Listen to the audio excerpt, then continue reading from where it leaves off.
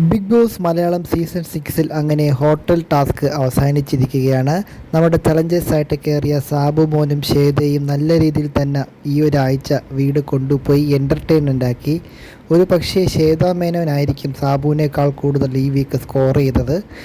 ഇതുവരെയുള്ള B hotel ടാസ്കുകളിൽ season 6-ലെ task അത്രയ്ക്കങ്ങ് ശരിയായില്ല എന്ന് വേണമെങ്കിൽ പറയാം. എങ്കിലും കുഴപ്പമില്ല എന്ന് പറയാം. ഇടയ്ക്കുണ്ടായ പവർ ടീമിൻ്റെ ചില പ്രശ്നങ്ങൾ കാരണം എൻ്റർടൈൻമെൻറ്റ് ഏരിയയിൽ കുറച്ച് കുറവ് വന്നിട്ടുണ്ട്. എങ്കിൽ തന്നെയും കഴിഞ്ഞ ആഴ്ചത്തേക്ക് അപേക്ഷിച്ച് ഈ ആഴ്ച ലൈവ് കാണാൻ ഒരു ഇൻട്രസ്റ്റ് ഉണ്ടായിരുന്നു പ്രേക്ഷകർക്ക്. ഇനി വരുന്ന ആഴ്ചകളിലും ഇതുപോലുള്ള വലിയ ടാസ്കുകളൊക്കെയാണ് വരുന്നത്. ബി കോർട്ട്, അതുപോലെ തന്നെ ഏറ്റവും നമ്മൾ പ്രതീക്ഷയോടെ കാത്തിരിക്കുന്ന ഭൂകമ്പം, അങ്ങനത്തെ കുറേ ടാസ്കുകളും വരുന്നുണ്ട്.